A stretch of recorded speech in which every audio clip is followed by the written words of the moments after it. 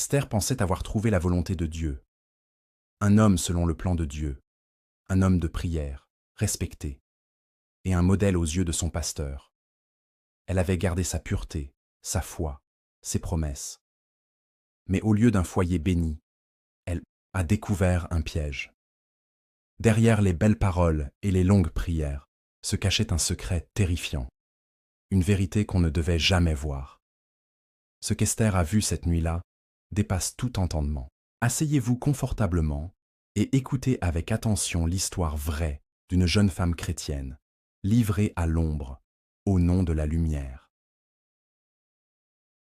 Esther avait 23 ans, une jeune femme très belle, posée, discrète. Elle vivait à Douala, une grande ville du Cameroun, bruyante et pleine de vie, où les klaxons des motos se mêlent aux chants des églises de quartier. Mais au milieu de cette agitation, Esther avançait doucement, avec une paix intérieure rare. Elle avait la peau foncée, un regard profond, des cheveux toujours bien tressés en chignon, et une allure humble mais digne. On sentait, dès qu'elle entrait dans une pièce, une force silencieuse. Pas celle du monde, celle de la foi. Esther avait grandi dans une famille chrétienne, une vraie famille de prière. Sa mère priait comme on respire, et son père, homme réservé mais droit, veillait toujours à ce que la maison reste un lieu d'ordre, de respect et de crainte de Dieu. Très jeune, Esther s'était engagée à ne pas se perdre dans les distractions de ce monde. Elle n'avait jamais eu de petite amie, pas parce qu'on ne lui proposait pas. Elle était belle et convoitée, mais parce qu'elle voulait attendre l'homme que Dieu lui enverrait lui-même. Elle priait chaque matin, à 4 heures, lisait sa Bible comme on écoute un guide, et chantait dans la chorale de son église. Même à l'université, elle restait fidèle à ses valeurs. Pendant que d'autres jeunes cherchaient à briller, Esther cherchait à plaire à Dieu. Elle se disait souvent « Je préfère attendre 10 ans de plus, mais marcher avec la paix du cœur, que courir vers un bonheur qui n'en est pas un. » Esther était pure, pas seulement dans son corps, mais aussi dans son esprit. Elle ne jugeait personne. Elle aimait aider, conseiller, écouter. Elle croyait dur comme fer qu'en restant fidèle à Dieu, Dieu la récompenserait en temps voulu. Malgré son engagement sincère, Esther sentait parfois un vide. À Douala, les églises étaient nombreuses, les prédications fortes, mais au fond d'elle, elle cherchait quelque chose de plus profond, de plus puissant. Elle voulait plus qu'une simple routine chrétienne. Elle voulait toucher le cœur de Dieu, sentir sa présence d'une manière nouvelle.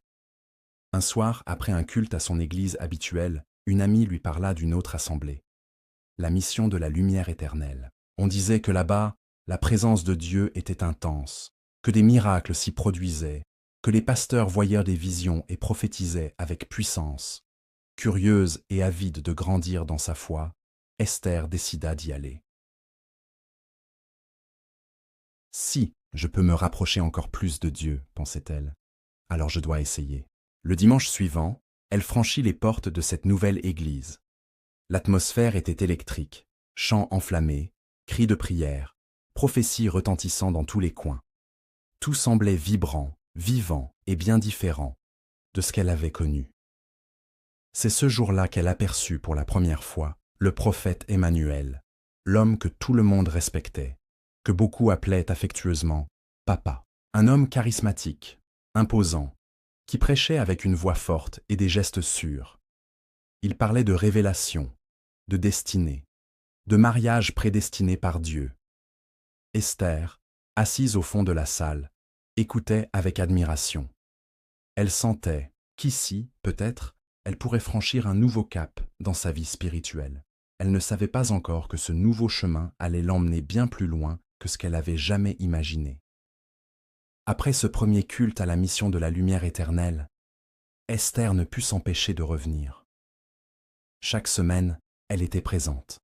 Elle participait aux veillées de prière, aux retraites spirituelles, aux séminaires organisés par l'Église. Rapidement, le prophète Emmanuel la remarqua. Il la voyait, discrète, sérieuse, fidèle. Un jour, à la fin d'une veillée, alors qu'Esther s'apprêtait à partir, il l'appela devant tout le monde. Avec une voix remplie d'autorité, il déclara « Toi, jeune fille, Dieu me montre que tu es une étoile brillante. Tu es appelée à de grandes choses dans son royaume. Esther sentit son cœur battre fort. Pour elle, c'était un honneur, une confirmation que Dieu l'avait vraiment vue. Dès lors, elle devint l'une des filles spirituelles préférées du prophète. Il la considérait comme sa fille, et elle l'appelait affectueusement papa, comme tous les autres membres du cercle rapproché. Le prophète Emmanuel organisait souvent des moments de prière privés, réservés à ses fils et filles spirituels les plus engagés. Dans ces séances spéciales, il leur enseignait comment grandir spirituellement, atteindre de nouvelles dimensions et marcher dans leur destinée prophétique. Esther participait à tout avec zèle. Elle buvait ses paroles, persuadée qu'elle était sur le bon chemin. Aux yeux de tous, elle était un exemple, la fille pure, fidèle, consacrée, que Dieu allait bénir au-delà de ses rêves. Et dans son cœur, Esther priait encore et encore. « Seigneur, accomplis ta volonté dans ma vie. Je te fais confiance. » Elle ne savait pas que cette confiance allait bientôt être mise à l'épreuve, d'une manière qu'elle n'aurait jamais pu imaginer. Un soir, après une longue veillée de prière, alors que les fidèles commençaient à quitter la salle, le prophète Emmanuel appela Esther discrètement. Elle s'approcha, le cœur battant, respectueuse comme toujours. Il la regarda intensément, puis lui dit d'une voix douce, presque solennelle, « Ma fille, le Seigneur m'a parlé de toi cette nuit. Il m'a révélé que ton temps est arrivé. Un grand destin t'attend. » Esther baissa humblement la tête. « Dieu m'a montré ton futur époux, » continua-t-il. « C'est un homme riche, influent, mais surtout un homme de prière, un homme choisi pour marcher avec toi dans la lumière. » Les yeux d'Esther s'embuèrent. Depuis si longtemps, elle priait pour ce moment. Enfin, pensait-elle, la promesse de Dieu allait s'accomplir. Le prophète poursuivit. « Cet homme est déjà prêt. Il te cherche. Il ne manque de rien sur cette terre, mais il lui manque une femme de feu, une femme pure, une femme comme toi. » Esther sentit son cœur s'emballer. Elle n'avait même pas besoin de voir cet homme. Si son père spirituel en parlait ainsi, c'est que Dieu avait confirmé. « Sois en paix, ma fille, » conclut le prophète. « Le Seigneur a déjà tracé ta route. Ton bonheur est à portée de main. » À cet instant, Esther sentit une profonde gratitude monter en elle. Elle se disait « Mon obéissance n'a pas été vaine. Mon Dieu a entendu mes prières. » Quelques jours plus tard, Esther fut invitée à une rencontre privée. Le prophète Emmanuel l'attendait dans son bureau, accompagné d'un homme qu'elle n'avait jamais vu auparavant. Grand, élégant, souriant, bien habillé dans un costume sombre parfaitement taillé. L'homme semblait confiant, posé, presque irréprochable. Le prophète l'appela simplement « Frère Nathan ».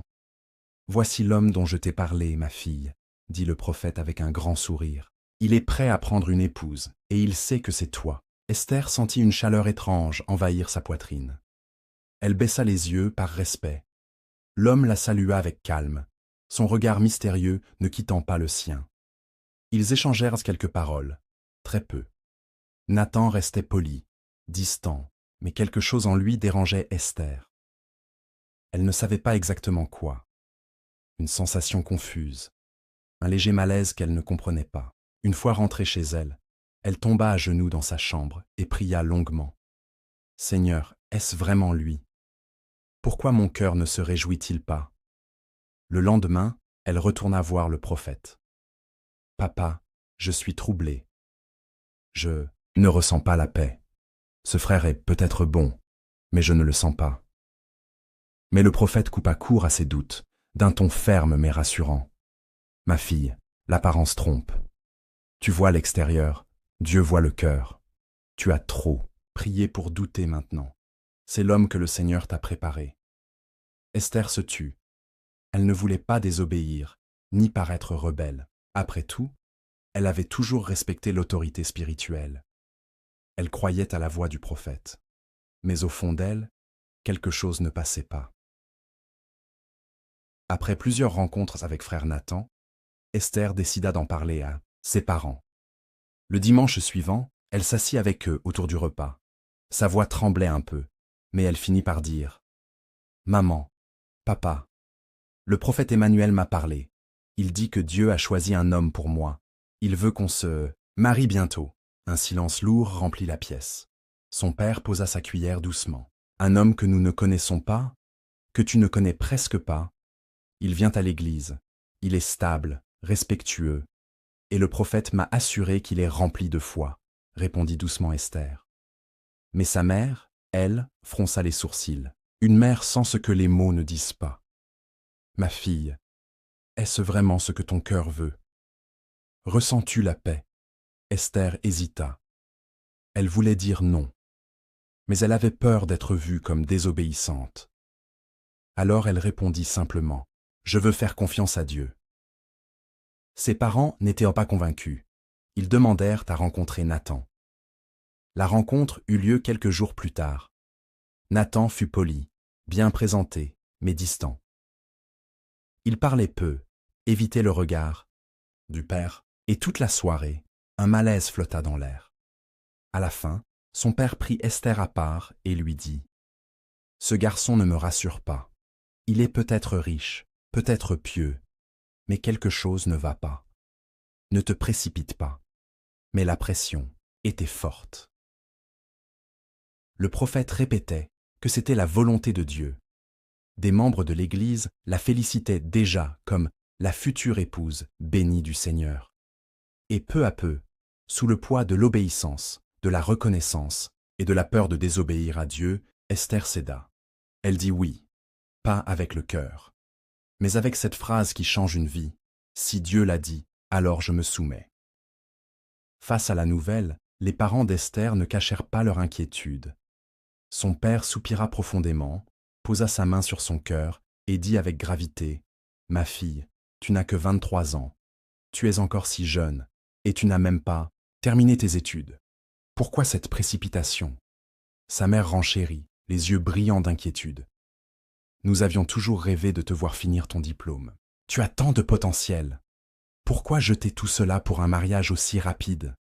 Esther sentit son cœur se serrer. Elle aimait ses parents. Elle savait qu'ils voulaient son bien. Mais dans son esprit résonnaient encore les paroles du prophète. « Emmanuel, Dieu a parlé, Dieu a choisi. » Alors, d'une voix douce mais déterminée, Esther répondit « Papa, maman, je comprends votre inquiétude. Mais je crois que c'est la volonté parfaite de Dieu. Et tout ce que Dieu fait est pour notre bien. Même si je ne comprends pas tout aujourd'hui, je sais qu'il sait mieux que moi ce qu'il me faut. » Ses parents baissèrent les yeux, troublés. Ils ne voulaient pas s'opposer à Dieu. Mais au fond d'eux, une peur sourde ne les quittait pas. Quelques jours plus tard, Nathan, le futur époux, se présenta de nouveau devant eux. Avec des paroles choisies et une voix rassurante, il leur fit de grandes promesses. « Je sais qu'Esther est jeune. Je respecte votre souci, mais je vous donne ma parole. Elle continuera ses études. Je financerai tout ce qu'il faudra. Elle sera honorée, respectée et soutenue. Je ne suis pas là pour l'empêcher d'avancer, au contraire. Je veux l'élever. » Face à ces belles assurances et voyant leur fille convaincue que c'était l'œuvre de Dieu, les parents finirent, à contre-cœur, par accepter, non pas avec joie, mais en espérant, en priant en silence. « Seigneur, veille sur elle, même si nous ne comprenons pas. » Et ainsi, le chemin vers le mariage fut engagé. Esther croyait qu'elle allait enfin goûter aux promesses de Dieu. Mais ce qu'elle s'apprêtait à vivre allait la conduire là où elle n'aurait jamais pensé poser les pieds. Le jour du mariage, tout Douala semblait s'être arrêté.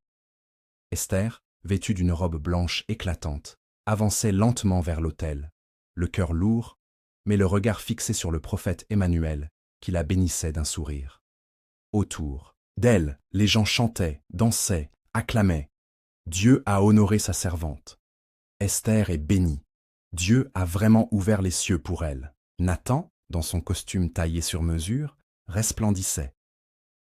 Il avait offert de grandes enveloppes aux musiciens, aux décorateurs et même à certains anciens de l'Église. Tout était parfait. Tout brillait. Mais à l'intérieur d'Esther, rien ne brillait vraiment. Elle souriait, oui.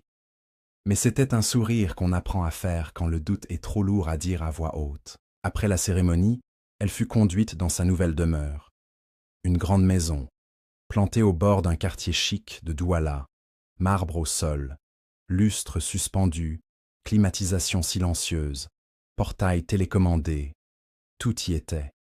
Du luxe. Pur, c'était un lieu où, en apparence, tout respirait la réussite et le confort. Le soir même, Nathan la prit doucement par la main, lui montra les pièces de la maison, une à une, puis s'arrêta devant une porte peinte en noir, discrètement, placée au bout du couloir. Il s'arrêta net. Cette pièce, tu ne dois jamais y entrer. C'est mon lieu sacré, mon endroit de retraite spirituelle. Ce qui s'y passe ne regarde que Dieu et moi. Compris? Esther, surprise, hocha simplement la tête. Elle ne voulait pas poser de questions. Elle était nouvelle dans ce foyer. Et en tant qu'une femme soumise, respectueuse, elle se disait, s'il prie vraiment, alors c'est normal qu'il ait un endroit à part pour Dieu. Mais les jours suivants, quelque chose changea. Nathan devint de plus en plus absent. Il voyageait constamment, parfois pour 2 ou 3 semaines. Quand il était là, il parlait peu. Il s'isolait. Il priait seul. Il mangeait parfois sans elle. Esther, elle, continuait ses veilles de prière à 4 heures du matin. Seule dans cette immense maison, elle chantait doucement les cantiques que sa mère lui avait appris. Mais l'écho des murs lui rappelait qu'elle était loin de chez elle. Et puis, il y avait cette porte noire, toujours verrouillée, toujours silencieuse. Mais chaque fois qu'Esther passait devant, elle sentait un froid dans son dos. Elle se répétait, « C'est peut-être juste mon imagination. Ce n'est qu'une pièce. » Mais son cœur, lui, disait autre chose. Un jour, Esther se réveilla brusquement à 4 heures du matin. Comme à son habitude, elle voulut prier. Mais cette fois, quelque chose était différent. Son cœur battait fort. Son corps frissonnait sans raison. Une sensation étrange l'envahissait, comme un avertissement silencieux. Elle se leva, sans allumer la lumière, et marcha lentement dans le couloir. Tout était calme, trop calme. Et puis, elle vit la porte noire, entr'ouverte. Ce jour-là, pour la première fois, la porte, interdite, n'était pas fermée. Elle s'approcha, hésitante. Son souffle était court. Une voix intérieure lui disait de ne pas entrer. Mais une autre, plus forte encore, la poussait à avancer. Elle posa la main sur la poignée et poussa doucement. Ce qu'elle vit à l'intérieur la figea. La pièce était sombre, mais éclairée par de petites flammes rouges. Sur les murs, des masques rituels, fixés comme des visages silencieux. Au sol, des statuettes, des canaris contenant du sang, des objets couverts de symboles étranges. Mais surtout, au centre de la pièce, trônait une statue dorée en forme de cobra, grande, sinueuse. Et de sa bouche sortirent des liasses de billets, comme vomis lentement. Esther resta paralysée. Elle pensa d'abord rêver. Puis, elle chercha des explications. Est-ce une vision? Une illusion? Une épreuve spirituelle? Mais tout était réel. Les odeurs, les frissons, le malaise. Elle recula, le souffle coupé, le cœur en miettes. C'est alors qu'elle sentit une main se poser sur son épaule. Elle se retourna d'un coup. C'était Nathan. Il n'était pas en colère. Il n'était pas surpris. Il était calme. « Ce que tu vois là, dit-il d'une voix basse, c'est ce qui nous fait vivre. C'est ma façon de prier. Ce n'est pas ce que tu crois. » Esther tremblait. « Ne dis rien à personne. Tu m'entends ?» continua-t-il. « Ce que tu as vu reste ici. Si tu ouvres la bouche, tu perdras tout, et plus encore. » À cet instant, Esther comprit. Elle n'avait pas épousé un homme de prière. Elle avait été offerte à quelque chose qu'elle ne connaissait pas. Esther retourna dans la chambre, le visage pâle, le cœur en morceaux. Elle n'avait pas dormi, elle n'avait pas pleuré, elle était vide. Au lever du jour, à peine le soleil avait-il caressé les toits de Douala, qu'elle prit son téléphone. Les mains tremblantes, elle appela le prophète Emmanuel. « Papa, je dois vous voir. C'est urgent. Je vous en supplie. » Il accepta. Quelques heures plus tard, elle se retrouva assise dans son salon. Elle le regarda droit dans les yeux, puis raconta tout. La pièce, le cobra, l'argent qui sortait, les masques, l'atmosphère. Elle parlait vite, le souffle haché, par l'angoisse. Elle s'attendait à ce qu'il se lève, qu'il prie, qu'il crie à Dieu, qu'il l'aide à fuir. Mais il resta assis, silencieux. Puis il dit simplement « Ce n'est pas si grave, ma fille. Tu as sûrement mal compris. Chacun a sa manière de prier. » Esther écarquilla les yeux. « Papa, je vous parle de pratiques occultes. Il y avait des choses impures. Ce n'est pas Dieu que cet homme adore. » Le prophète soupira. Il posa une main légère sur son épaule. « Ma fille, écoute-moi. Tu es mariée, tu as été bénie. Ton mari est un homme généreux, fidèle à l'Église. Tu es en sécurité. Pourquoi vouloir détruire ton propre bonheur ?» Esther sentit son cœur se briser. Elle ne reconnaissait plus celui qu'elle appelait « papa spirituel ». « Mais c'est vous qui m'avez envoyé là-bas » murmura-t-elle. Il détourna les yeux et répondit calmement. « Tu n'es pas la seule fille que j'ai. Mais toi, je t'ai choisie pour une mission. Ce que tu vis est une élévation spirituelle. Ne rejette pas ce que tu ne comprends pas encore. Avec le temps, tu verras clair. » Il pria rapidement pour elle, sans conviction. Puis il lui fit signe de partir. « Rentre chez toi, ma fille. Sois une femme soumise. Et surtout, ne parle à personne. Dieu agit toujours dans le silence. » Ce jour-là, Esther sortit en titubant. Elle était venue chercher du secours, mais elle n'avait trouvé qu'un mur. À son retour chez elle, quelque chose avait changé. Nathan ne criait pas, il ne frappait pas, mais il contrôlait désormais tout. Dès le lendemain, un garde du corps fut assigné à la maison, officiellement pour sa sécurité. Mais Esther comprit vite qu'elle n'était plus libre. Elle n'avait plus le droit de sortir seule, plus le droit de recevoir des visites, plus le droit de parler à ses parents sans être écoutée. Même dans les couloirs de sa propre maison, elle se sentait suivie, épiée.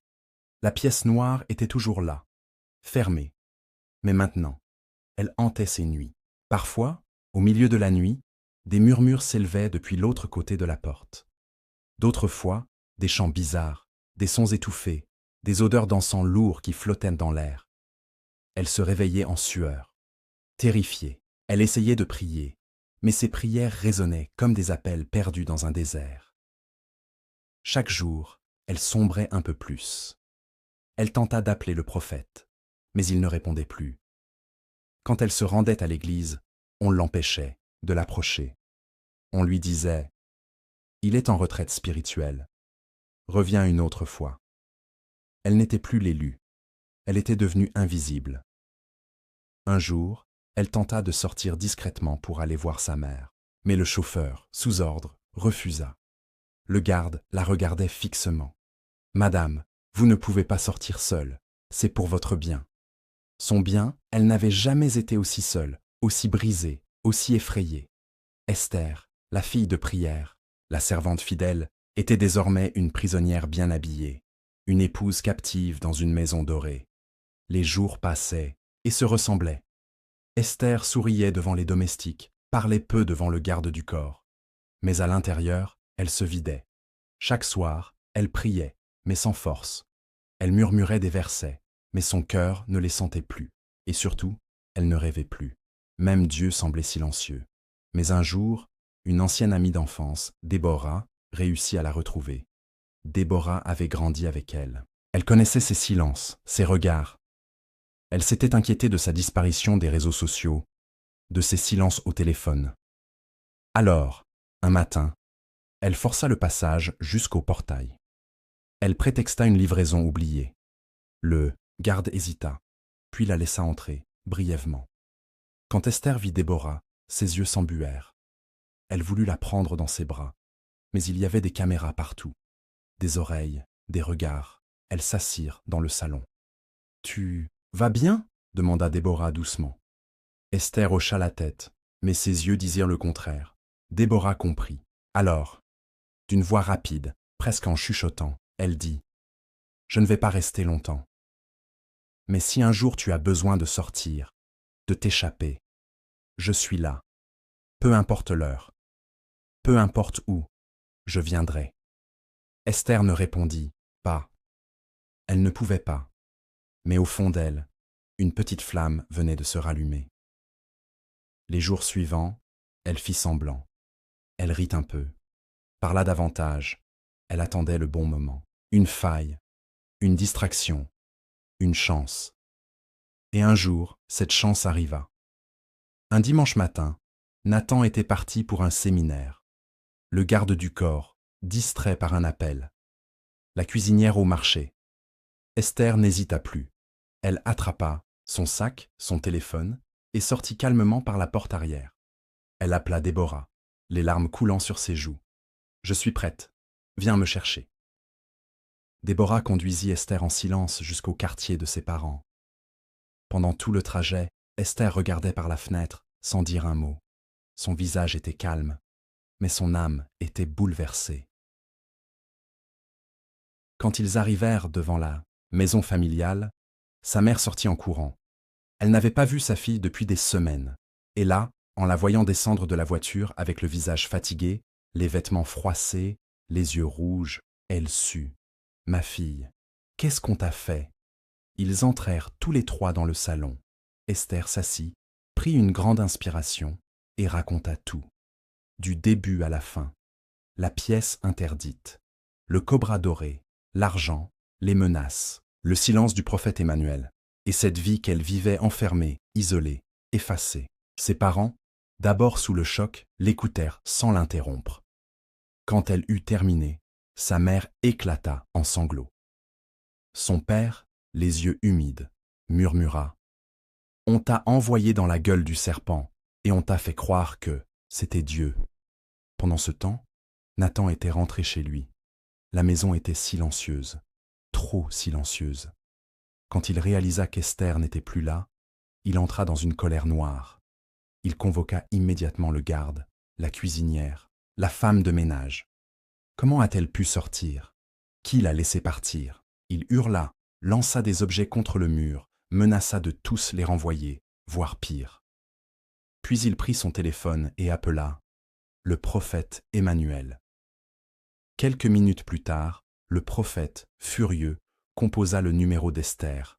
Elle décrocha.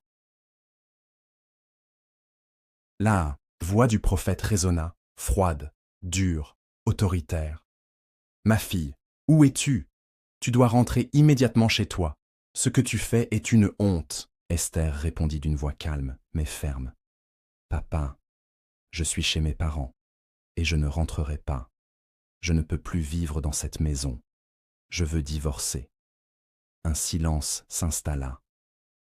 Puis, un ton glacial. « Tu es une ingrate. Tu ne réalises pas ce qu'on t'a donné. J'aurais pu choisir n'importe quelle autre fille. Des dizaines auraient en supplié pour vivre ta vie. Mais j'ai choisi toi. Et voilà comment tu me remercies. » Esther sentit ses larmes monter, mais elle tint bon. « Papa, ce que vous appelez richesse m'a volé la paix. J'ai perdu mon sommeil, ma liberté, ma joie. J'ai sacrifié ma vie pour un mensonge. Je me suis préservé jusqu'au mariage pour finir ainsi. C'est parce que tu ne comprends pas encore les choses spirituelles, répliqua-t-il. Tu n'es pas encore arrivé au niveau où tu peux voir clair. » Esther soupira. Puis elle murmura « J'ai tout fait par obéissance. J'ai marché dans la confiance. J'ai cru que vous me conduisiez vers Dieu. Mais vous m'avez livré à quelque chose que Dieu n'a jamais approuvé. » Un silence. Longue, profond s'installa. Puis la voix du prophète tomba, sèche. « Tu regretteras ton choix. » Et il raccrocha. Esther resta là, le téléphone encore à l'oreille. Mais cette fois, ce n'était pas la peur qui l'envahissait. C'était la paix de quelqu'un qui a enfin dit non. Les jours suivant son départ, Esther croyait pouvoir retrouver le calme. Mais ce fut tout le contraire. Des cauchemars violents vinrent troubler ses nuits. Elle se réveillait en sursaut, en sueur, avec l'impression d'être observée, poursuivie. Ses pensées étaient embrouillées. Elle sentait une présence pesante, invisible. Quelque chose qui ne voulait pas la laisser partir. Elle n'en parla pas tout de suite. Mais ses parents, eux, avaient compris. Ils savaient que Nathan n'était pas seulement un homme dangereux, mais un homme lié à des forces occultes, et que maintenant qu'Esther connaissait la vérité, il chercherait à l'atteindre, à la réduire au silence, voire à la détruire. Le prophète Emmanuel, lui aussi, était silencieux en apparence, mais derrière, il envoyait des messages codés à certains proches, faisant circuler des menaces déguisées. Esther était devenue une menace pour leur système. Mais ses parents ne restèrent pas passifs. Cette affaire n'est pas charnelle, disait son père, c'est spirituel. Et si on ne rompt pas tous les liens, elle ne sera jamais en paix.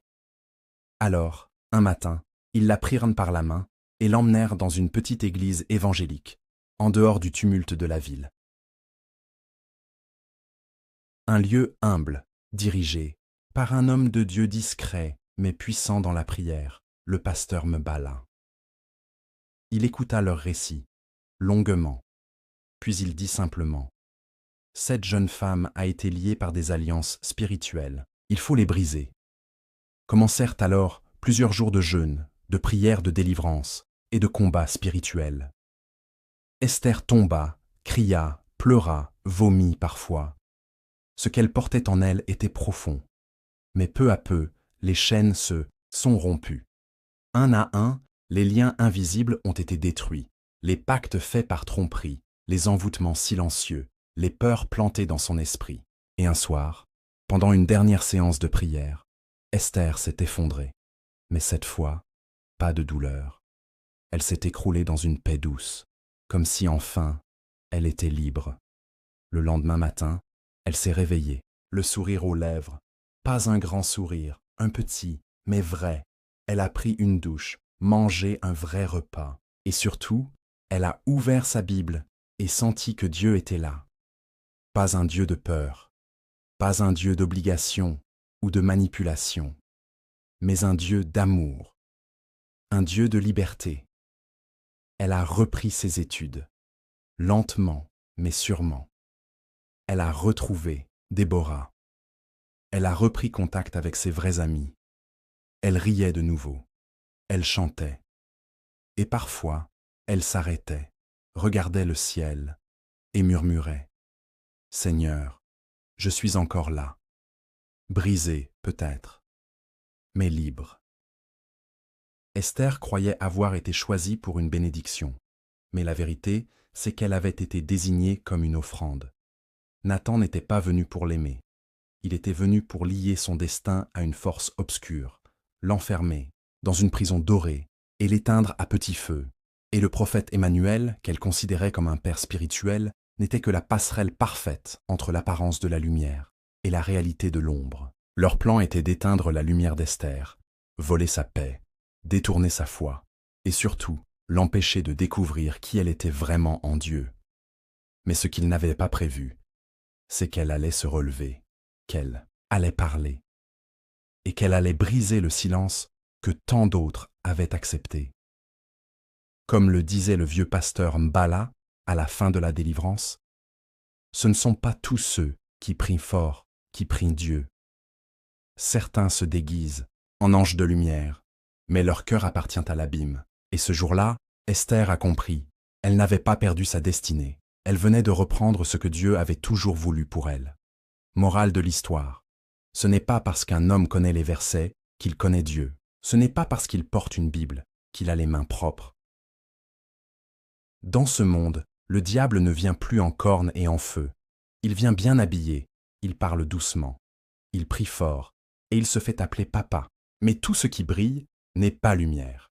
Et parfois, ce qu'on appelle volonté de Dieu n'est que la volonté des hommes, maquillée avec de l'encens. Esther a failli tout perdre. Mais parce qu'elle a osé ouvrir les yeux, parce qu'elle a eu le courage de fuir, elle a sauvé sa vie et retrouvé son Dieu. Alors retiens ceci, quand l'amour de Dieu t'éloigne de toi-même, de ta paix, de ta liberté, ce n'est pas de Dieu. Quand un prophète te coupe de ta famille, t'impose sa volonté et te lie à la peur, ce n'est pas l'Évangile. Et quand quelqu'un utilise le nom de Dieu pour te faire taire, c'est qu'il cache quelque chose. Que cette histoire te serve d'alerte, de lumière, de miroir. Car parfois, la prison la plus dure porte le nom de mariage béni, et le geôlier le plus dangereux porte le titre de prophète. Si cette histoire t'a touché, ouvert les yeux ou simplement fait réfléchir, n'oublie pas de t'abonner à notre chaîne, d'aimer la vidéo et surtout de nous laisser un commentaire. Partage-la. Car quelque part, une autre Esther a certainement besoin d'ouvrir les yeux. À très bientôt pour un nouveau conte qui te fera voir le monde autrement.